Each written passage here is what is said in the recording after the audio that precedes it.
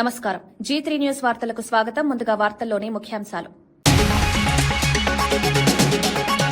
వన్యప్రాణుల సంరక్షణకు హనుమాన్ ఫౌండేషన్ ప్రారంభం.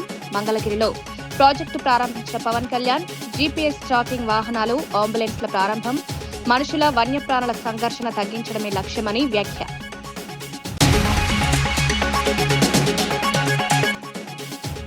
మూసీ ఆక్రమణలపై నాసింగిలో కవిత ఆందోళన.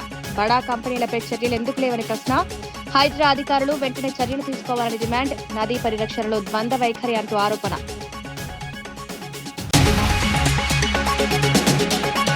తిరుమలలో అక్రమాలు పెరిగాయన్న కన్నబాబు ఆరోపణ. టీటీడీ చైర్మన్ అనైతిక కార్యకలాపాల విమర్శలు. ధర్మం కాపాడతారా సీఎం అంటూ సూటి ప్రశ్న. ప్రభుత్వం వెంటనే స్పష్టతనివ్వాలని డిమాండ్ చేసిన కన్నబాబు.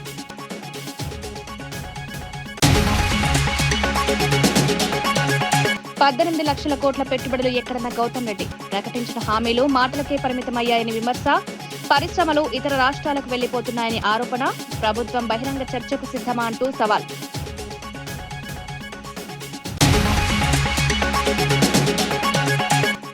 పారాక్విట్ గడ్డి మందును వెంటనే నిషేధించాలన్న డిమాండ్. విషపూరిత ప్రభావాలపై ఐఎంఏ తెలంగాణ హెచ్చరిక. రైతుల ప్రాణాలకు ముప్పుందని వైద్యుల ఆందోళన. సురక్షిత ప్రత్యామ్నాయాలు ప్రోత్సహించాలని సూచన.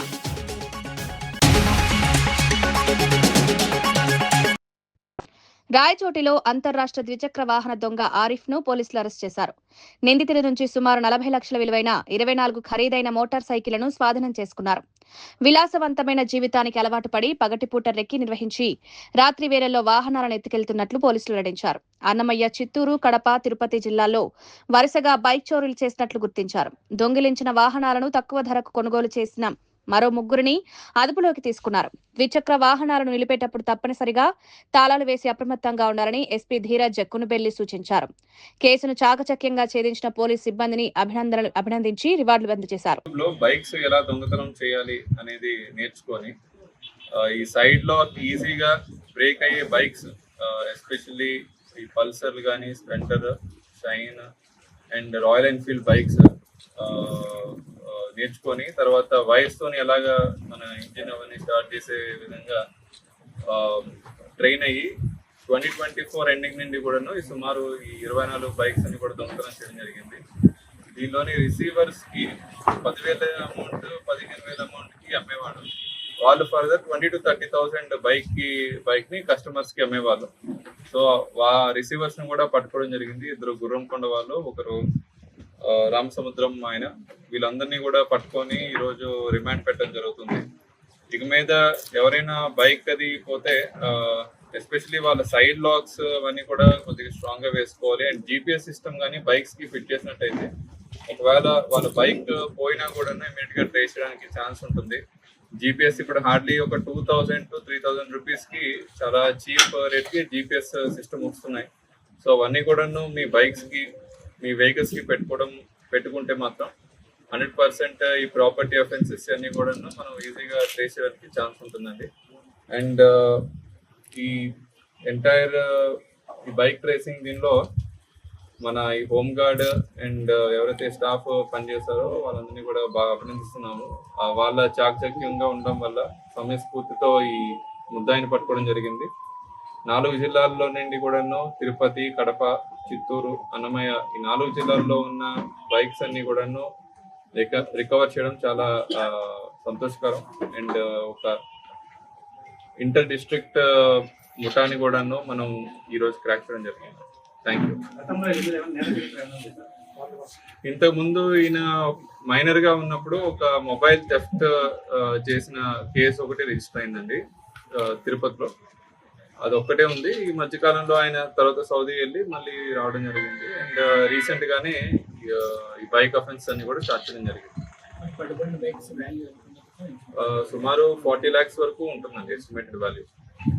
మెయిన్ గా ఈ royal Enfield bikes more than 1 lakh cost ఉన్నాయి. ఇతంది రాయచోటి అండి. ప్రొద్దుటూరు రెడ్ల కళ్యాణ మండపం అధ్యక్ష పదవికి 25 ఏళ్ల తర్వాత ఎన్నికలు జరుగుతున్నాయి. డాక్టర్ నాగదర్శగిరి రెడ్డి, కేఎంఆర్ ట్రావెల్స్ అధినేత కందుల మునిరెడ్డి మధ్య హోరాహోరీ పోటీ నెలకొంది. కళ్యాణ మండపానికి విరాళాలు అందజేసిన 457 మంది ఓటర్లుగా నమోదయ్యారు. గత పాలక వర్గం కళ్యాణ మండపం ఆదాయంలో అవినీతి చేశారంటూ కందుల మునిరెడ్డి ప్యానెల్ ఆరోపించింది. పారదర్శకత లేని ప్రస్తుత వ్యవస్థను మార్చేందుకే తాము బరిలో ఉన్నామని ప్రకటించింది. ఇరు వర్గాలు ప్రతిష్టాత్మకంగా తీసుకోవడంతో ఈ ఎన్నిక స్థానిక రాజకీయాల్లో చర్చనీయాంశమైంది. దొంగ లెక్కలు రాసుకొని అంబడికి ఇచ్చినాడు, ఏదో ఈ డేట్లో ఇచ్చినాడు 50,000 కరెక్టే. లెడ్జర్ చూపించినాడు కరెక్టే. అవి నువ్వు ఆ రోజు నేను వచ్చినప్పుడే చూపించినావు సార్. నువ్వు ఈరోజు చూపించాల్సిన పనిలే. నీ దొంగ లెక్కలన్నీ, నీ కార్యవర్గము నీ దొంగ లెక్కలన్నీ గడ్డను పెట్టి నీ సభ్యులే ₹1 కోటి డబ్బు ఫ్రాడ్ జరిగింది అని మొత్తం పాంప్లెట్ పంచింది. వాస్తవమా కాదా? 5 ఏళ్ళు యుద్ధం చేసుకున్నారు. రెడ్డి కళ్యాణ మంటపానికి యుద్ధం జరిగింది. రెడ్ల పరువు తీసినారు ప్రొద్దుటూరులో. మొత్తము మీ కమిటీ అంతా కలిసి, రెడ్ల కళ్యాణ మంటపం కమిటీ కలిసి రెడ్ల పరువు జిల్లాలోనే రాష్ట్రంలోనే పరువు తీసిన వ్యక్తులు మీరందరూ కలిసి. నువ్వు మాత్రం మంచివానివే సార్, నువ్వు చాలా మంచివానివి. ఎందుకంటే నాగేశ్వర రెడ్డి గారు అంటే పేరున్న డాక్టరు, నిజాయితీ మనిషి. నీకు ఓటేస్తా నేను ఖచ్చితంగా. నిజాయితీ వరకు నీకు ఓటేస్తా. నువ్వు తినేవానివి కాదు. నీకు కంట్రోల్ పవర్ లేదు సార్. ఏమి జరుగుతుంది, ఇక్కడ ఏమి జరుగుతుంది, నేను ఒక అధ్యక్ష పదవి ఉండా అని ఏదో పెద్ద సీఎం కిరీటిని మాదిరి నెత్తిన పెట్టుకొని ఇది పట్టుకొని నువ్వు ఊలాడుతున్నావు సార్. ఏమి ₹1 కోటి ఫ్రాడ్ జరిగిందనే రోజు నువ్వు రాజీనామా ఇచ్చి కుటుంబం బాగుంది, 1000 కోట్ల ఆస్తి ఉంది సార్. నీకు ఆ చెడ్డ పేరు ఎందుకు సార్? నీకు ఈ రోజైనా దయ ఉంచి నేను ఈ రోజు నీకు చేతులు ఎత్తి నమస్కారం చేస్తానా. ఈ రోజు డ్రాప్ కాదు సార్. నువ్వు నాకు వద్దు, ఈ అధ్యక్ష పదవి నాకు వద్దని నువ్వు డ్రాప్ కా. నేను అడిగింది ఏంది ప్రెస్ మీట్లో, నేను రసీదు బుక్, చందాదారుల బుక్ తీసుకొని రూల్ ప్రకారము ₹1,00,000 చందా ఇచ్చే మాకు ఒక కాపీ ఇస్తారు. డూప్లికేట్ కాపీ వెనకల పలాని రోజు ఈ అమౌంట్ బ్యాంకీలో వేసినాము, ఈ ₹1,00,000 కానీ 50,000 కానీ 10,000 కానీ 20,000 కానీ 2 లక్షలు కానీ బ్యాంకీలో పలాంటి డేట్ వేసినాం అనేది రూల్ పొజిషన్. అవునా కాదా నువ్వు చెప్పు.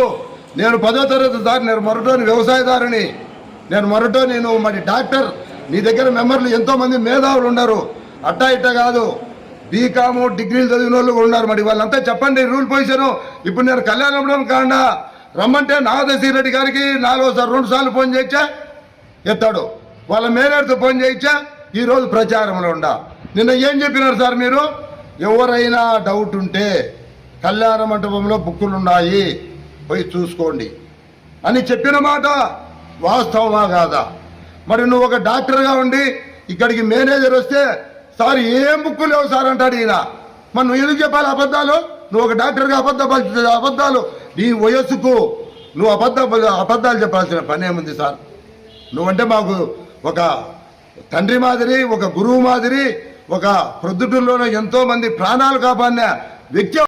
రాష్ట్రంలో అత్యాచారాలు, గంజాయి అక్రమ రవాణా ఘటనలు పెరుగుతున్నా ప్రభుత్వం పోలీసులకు పట్టడం లేదని వైఎస్ఆర్సీపీ లీగల్ సెల్ అధ్యక్షుడు మనోహర్ రెడ్డి ఆరోపించారు.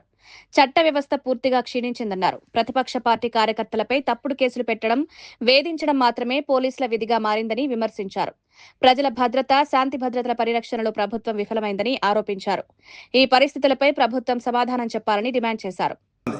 దేవాలయాల్లో, గుళ్ళల్లో పోయినప్పుడు అక్కడ సంఘటనలు జరుగుతున్నాయి, చాలామంది చనిపోతున్నారు. అక్కడ లా అండ్ ఆర్డర్ లేదు, పోలీసు వాళ్ళు అక్కడ ఉండరు. లేదు, ఈ రాష్ట్రంలో అత్యాచారాలు జరుగుతున్నాయి. ఆ అత్యాచారాలు ఎవరు? హోంమంత్రి కాన్స్టిట్యున్సీలో జరుగుతున్నాయి, లోకేష్ గారి కాన్స్టిట్యున్సీలో జరుగుతున్నాయి, చంద్రబాబు గారి కాన్స్టిట్యున్సీలో జరుగుతున్నాయి. అయినా కానీ వాళ్ళకి నిమ్మకి నీరెత్తినట్టు వాళ్ళు ఉన్నారు. ఇక్కడెక్కడ లా అండ్ ఆర్డర్ వైపు హత్యలు జరిగినాయి, అత్యాచారాలు జరిగినాయి, దుర్మార్గాలు జరిగినాయి, గంజాయి రవాణా జరిగినాయి, ఏవైనా జరిగినవండి, మాకు సంబంధంలే. మేము మాత్రం ఈ రాజకీయ నాయకులు ఏం చెప్తే అది వింటాం. వైఎస్ఆర్సీపీ కాంగ్రెస్ నాయకులపైన, కార్యకర్తలపైన అక్రమ కేసులు బనాయించడమే మా పని. అట్లా ఉండగలిగితేనే మేము ఈ ప్రభుత్వంలో పనిచేస్తాం. ఎందుకంటే పొలిటికల్ గవర్నెన్స్ అని పూర్తిగా వాళ్ళే ఓపెన్గా చెప్పారు.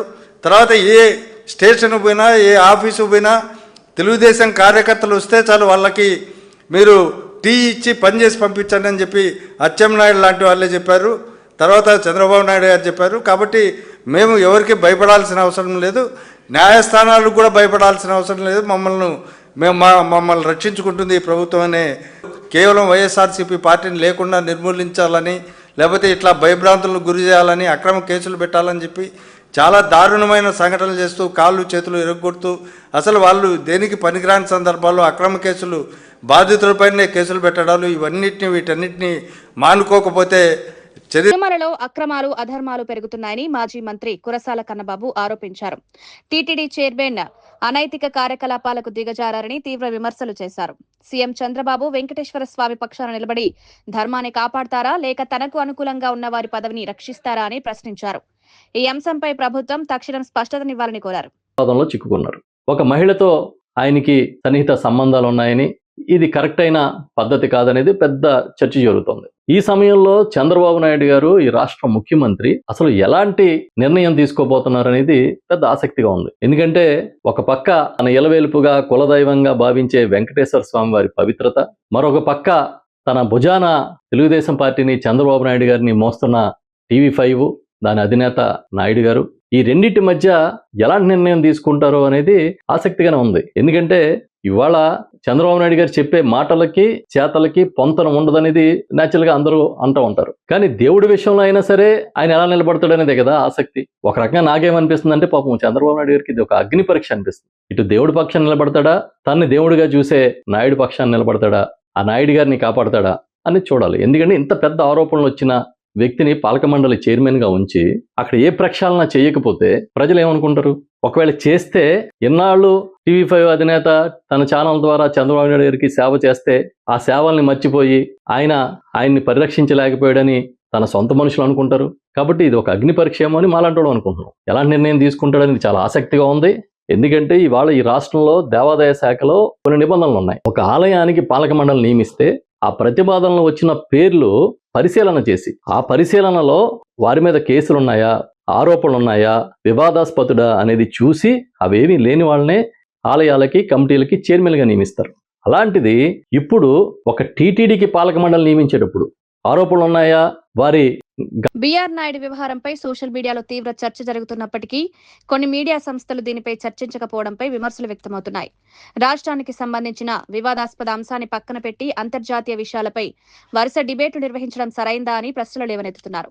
ప్రజలకు సంబంధించిన ముఖ్య అంశాలపై మీడియా సమతుల్య దృష్టితో వ్యవహరించాలని పలువురు అభిప్రాయపడుతున్నారు.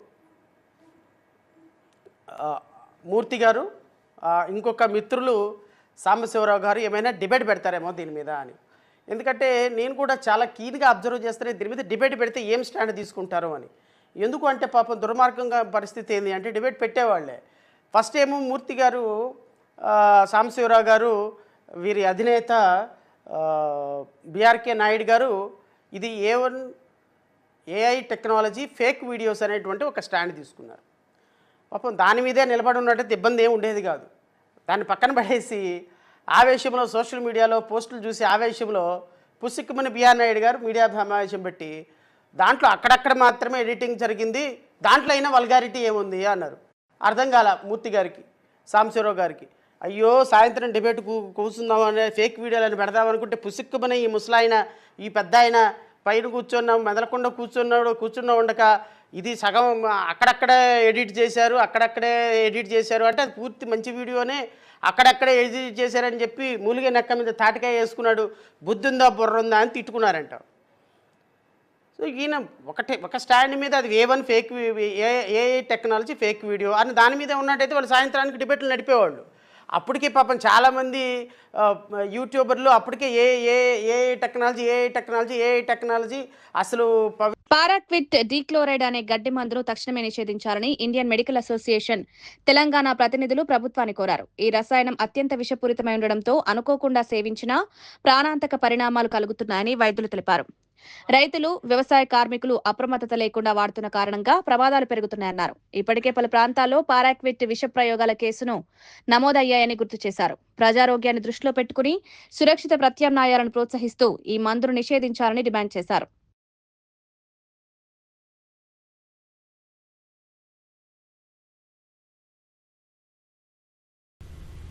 దీనివల్ల అసలు 100% చనిపోతున్నారంటే ఆబ్వియస్గా దీన్ని బ్యాన్ చేయాల్సిందే. నేను health and family welfare parliament standing committee మెంబర్ని కూడా. సో మా కమిటీలో కూడా దీన్ని నేను అడ్రస్ చేస్తాను. అదేవిధంగా పార్లమెంట్లో కూడా ఖచ్చితంగా దీని గురించి మాట్లాడతాను. ఒకవైపు అప్పుల బాధను ఏ బాధను మంది అవుతుంది, మళ్ళా దవాఖాన పోతే మళ్ళా చనిపోతానని తెలిసిన తర్వాత కూడా ట్రీట్మెంట్ మంచిగా ఏమని చెప్పి కోరినప్పుడు కొంతమంది డాక్టర్లు ఏమో ఖర్చు ఎందుకు అని చెప్పే పద్ధతిలో ఉంటారు, కొంతమంది ఏమో సరే వాళ్ళు కోరుతున్నారు కాబట్టి మనం ట్రీట్మెంట్ ఇద్దామని చెప్పి, అంటే కుటుంబం కథమైపోతుంది. ఇక ఒకవైపు మనిషి పోతారు, రెండో వైపు అప్పులు మించిపోతారు. ఆయన ఇక తాగి ఆయన పోతారు, చచ్చిపోతారు. ఇక బాధంతా జీవితాంతం దుఃఖాన్ని ఎగనుకుంటూ భరించేంత స్త్రీలే. హైదరాబాద్ శివార్ నార్సింగ్ లో మూసీ నదిని ఆక్రమించి నిర్మిస్తున్న భారీ రియల్ ఎస్టేట్ వెంచర్ పై తెలంగాణ జాగృతి అధ్యక్షురాలు కల్వకుంట్ల కవిత ఆందోళన చేపట్టారు. స్థానికులతో కలిసి స్థిరాస్తి సంస్థ కార్యాలయం ఎదుట బైఠాయించి నిరసన వ్యక్తం చేశారు. సాధారణ ప్రజల ఇళ్లను తొలగిస్తామని చెప్పే ప్రభుత్వం బడా కంపెనీల ఆక్రమణలను ఎందుకు పట్టించుకోవడం లేదని ప్రశ్నించారు. హైడ్రా అధికారులు సీఎం తక్షణ చర్యలు తీసుకోవాలని డిమాండ్ చేశారు. నదీ పరిరక్షణలో ద్వంద్వ వైఖరి అనుసరిస్తున్నారని ఆరోపించారు. భాగంగా అనేక కంప్లైంట్లు ఇచ్చున్నాం హైడ్రాకి పెద్దవాళ్ళ మీద. ఉద్బులాపూర్లో పోయి పేదవాళ్ళ ఇండ్లు గులగొట్టిరు, మూసీ నది చుట్టుపక్కల కూడా పేదవాళ్ళ ఇండ్లు గులగొట్టిరు. కానీ మూసీ నదిలోనే కడుతున్నటువంటి మన వెనుక కనబడుతున్నటువంటి ఇంత పెద్ద బంగ్లాను మాత్రం హైడ్రా రంగనాథ్ గారికి కనబడతలేదు, సీఎం రేవంత్ రెడ్డి గారికి కనబడతలేదు, ఎవరికి కనబడతలేదు. గ్రానంతోనేమన్నా కళ్ళు కనబడుకునేమన్నా కనబడుతుంది కదా మనందరికీ. రంగనాథ్ గారు బుల్డోజర్ తీసుకొచ్చే వరకు మనం ఇడు ఉందామా? పక్క ముచ్చట్నా? మళ్ళా మాట తప్పుతారా? అంతేనా? మూసీ నదిలో ఆ పక్కన మధు పార్క్ రిడ్జ్ అనేటటువంటి మధ్యతరగతి వాళ్ళు కట్టుకున్నటువంటి అపార్ట్మెంట్స్ ఉన్నాయి. ఆ అపార్ట్మెంట్ కట్టి 20 ఏళ్ళు అయింది. అక్కడికి పోయి అది తీసేయమని లొల్లి పెడుతున్నారు. కానీ ఇది ఇప్పుడిప్పుడే కడుతురు కదా, దీంట్లో ఎవరికి నష్టం జరగలే కదా. పర్మిషన్ ఇచ్చింది బీఆర్ఎస్ ప్రభుత్వం. కాంగ్రెస్ వచ్చినాక 6 నెలలు ఆపినరు, తర్వాత ఆమ్యామ్యా తర్వాత మళ్ళీ వర్క్ స్టార్టెడ్. కాపాడుకుంటాం మూసీ నదిని, పరిరక్షించుకుంటాం తెలంగాణ వనరులను. అమరావతి రైతుల ఆధ్వర్యంలో నిర్వహించే దయానంద్ ఆంగ్లో వేదిక్ పాఠశాలలో ఈ ఏడాది నుంచి అడ్మిషన్లు ప్రారంభిస్తున్నట్లు అమరావతి ఎడ్యుకేషనల్ కల్చరల్ అకాడమీ కార్యదర్శి అనుమోలు బాలమురళీకృష్ణ తెలిపారు. నెక్కలలో 3 ఎకరాల భూమిలో నూతన భవనాలు నిర్మిస్తున్నామన్నారు. భవనాలు పూర్తయ్యే వరకు తుళ్లూరులో తాత్కాలికంగా తరగతులు నిర్వహించనున్నట్లు వెల్లడించారు. నాణ్యమైన విద్య అందించడమే లక్ష్యమని పేర్కొన్నారు.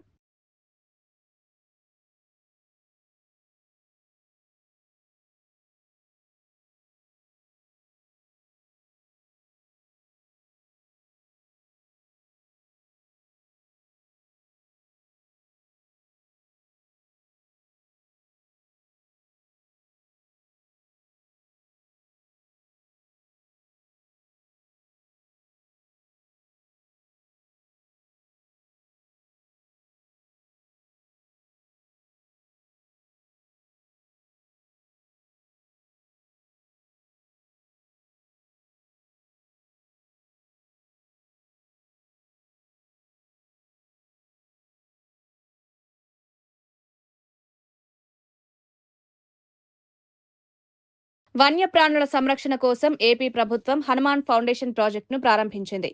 మంగళగిరిలో డిప్యూటీ సీఎం పవన్ కళ్యాణ్ ఈ ప్రాజెక్టును ప్రారంభించారు. జీపీఎస్ ట్రాకింగ్ సదుపాయం కలిగిన వాహనాలు, అంబులెన్స్లను ప్రారంభించారు. వన్యప్రాణులు మనుషుల మధ్య సంఘర్షణలను తగ్గించడమే ఈ ప్రాజెక్టు ప్రధాన ఉద్దేశమని తెలిపారు. సంరక్షణ చర్యలను మరింత బలోపేతం చేస్తామని చెప్పారు.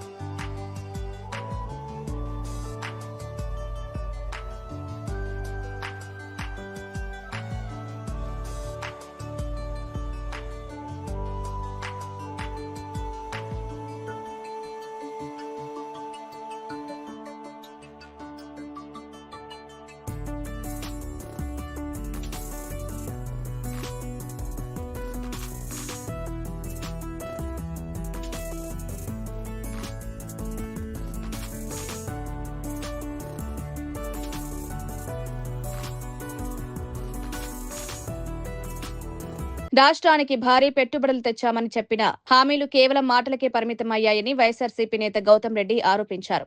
ప్రకటించిన 18 లక్షల కోట్ల పెట్టుబడులు ఎక్కడ ఉన్నాయని ప్రశ్నించారు. కూటమి ప్రభుత్వ వేధింపుల భయంతో పెద్ద పరిశ్రమలు ఇతర రాష్ట్రాలకు వెళ్లిపోతున్నాయని విమర్శించారు. దావోస్ పర్యటన ద్వారా రాష్ట్రానికి ఏ ప్రయోజనం చేకూరిందో ప్రజలకు వివరించాలని డిమాండ్ చేశారు. రాజ్యాంగ విలువలను పక్కనబెట్టి అరాచక పాలన సాగుతోందన్నారు. రెడ్ బుక్ పేరుతో రాజకీయ ప్రత్యర్థులపై కక్ష సాధింపులు చేస్తున్నారని ఆరోపించారు. ఈ అంశంపై బహిరంగ చర్చకు సిద్ధమని, ప్రభుత్వం కూడా సిద్ధమా అని సవాల్ విసిరారు. సృష్టించడానికి చేసినటువంటి ఎత్తుగడలో భాగంగానే ఊళ్ళను ఖాళీ చేయించడం అనేటువంటి జరిగింది. ఈ తరుణంలో చంద్రబాబు నాయుడు గారు రోజుకొక అబద్ధం చెప్పడం అనేటువంటి జరుగుతోంది.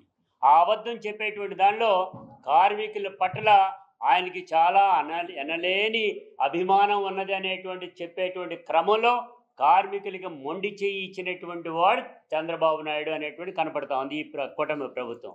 గతంలో చెప్పినటువంటి ఆ హామీలకి ఏ రకంగానూ కూడా అమలు చేయలేదు అనేటువంటిది. గతంలో ఏం చెప్పాడు? 18,34 కోట్ల రూపాయలు నేను పెట్టుబడులు తీసుకొస్తున్నా, మీకెందుకో ఇబ్బంది లేకుండా ఉద్యోగ వ్యవస్థ లక్షలాది మందికి ఇస్తానని చెప్పారు. ఒక్క కోటి కూడా తీసుకురాకుండా ఆయన ప్రభుత్వం దిగిపోతే జగన్ గారి హయాంలో కూడా 58 నెలల కాలంలోనే 315కు పైగా భారీ ప్రాజెక్టులు తీసుకురావడం జరిగింది. అదే పద్ధతిలో 130,000 మందికి ఉద్యోగ వ్యవస్థని కల్పించడం అనేటువంటి జరిగింది. కానీ చంద్రబాబు నాయుడు గారు ఏం చేశారండి? ఆయన మాటలకే మాత్రమే పరిమితమైనటువంటి పద్ధతిలో ఆయన చేసినటువంటి తీరు మనకు కనపడుతూ ఉంది. 2014-18 హయాంలో అయితే 32,803 కోట్ల రూపాయలు మాత్రమే తేగలిగినటువంటి చంద్రబాబు నాయుడు. కానీ జగన్ గారు ఆ రకంగా కాదు.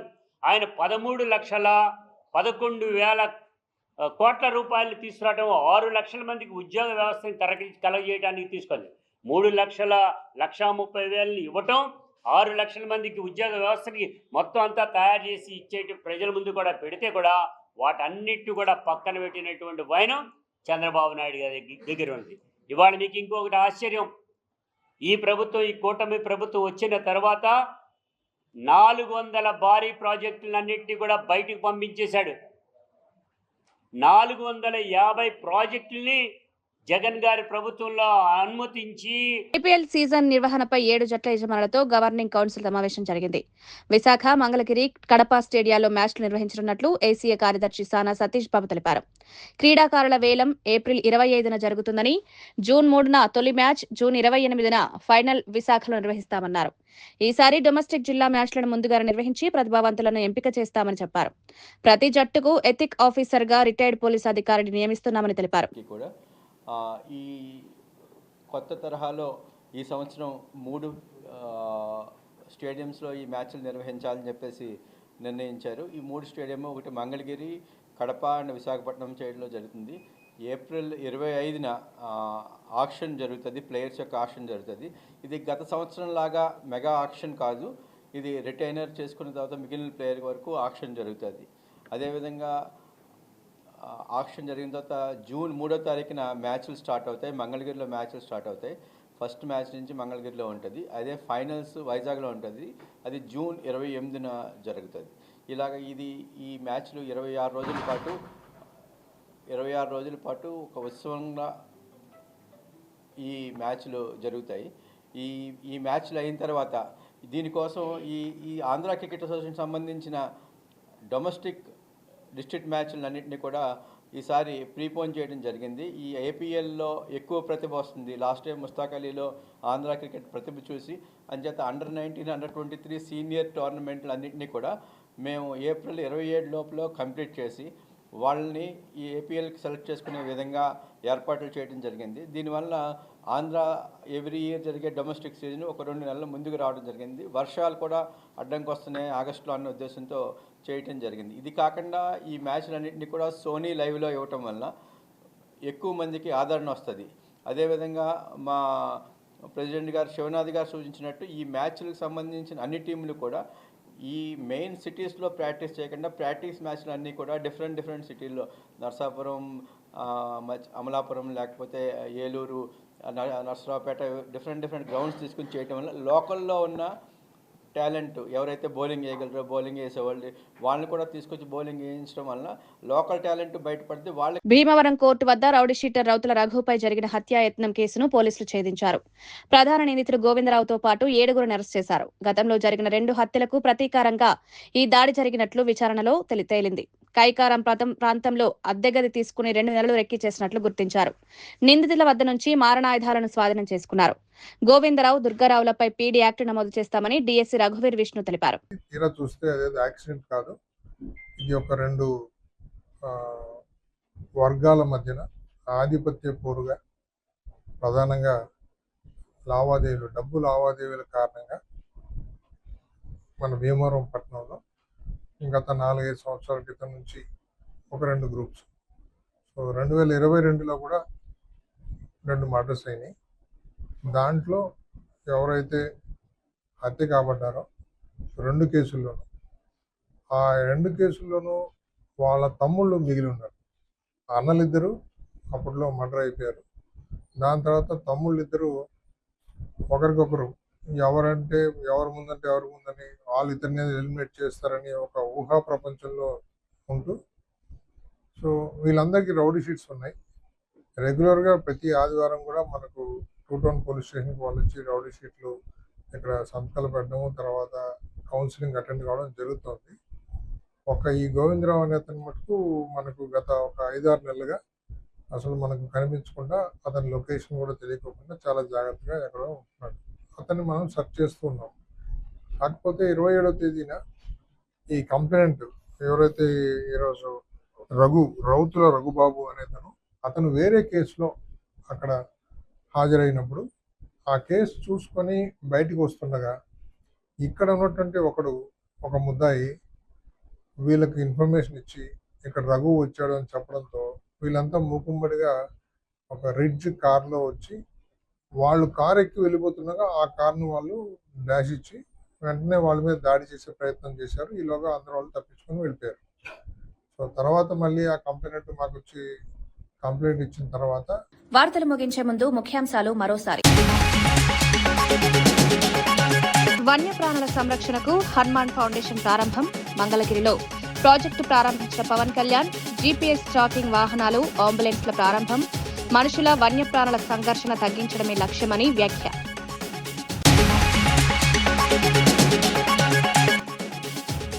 మూసీ ఆక్రమణలపై నాసింగిలో కవిత ఆందోళన. బడా కంపెనీలపై చర్యలు ఎందుకు లేవని ప్రశ్న. హైడ్రా అధికారులు వెంటనే చర్యలు తీసుకోవాలని డిమాండ్. నదీ పరిరక్షణలో ద్వంద్వ వైఖరి అంటూ ఆరోపణ.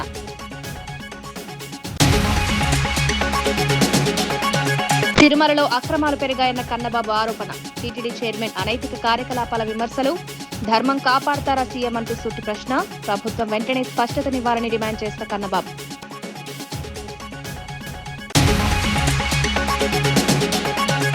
$18 లక్షల కోట్ల పెట్టుబడులు ఎక్కడన్న గౌతమ్ రెడ్డి. ప్రకటించిన హామీలు మాటలకే పరిమితమయ్యాయని విమర్శ.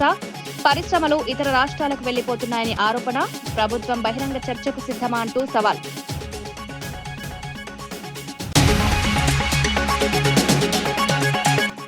పారాక్విట్ గడ్డి మందును వెంటనే నిషేధించాలని డిమాండ్. విషపూరిత ప్రభావాలపై ఐఎంఏ తెలంగాణ హెచ్చరిక. రైతుల ప్రాణాలకు ముప్పుందని వైద్యుల ఆందోళన. సురక్షిత ప్రత్యామ్నాయాలు ప్రోత్సహించాలని సూచన. ఇవి ఈనాటి వార్తా విశేషాలు. మరో బులెటిన్లో మళ్ళీ కలుద్దాం. నమస్కారం.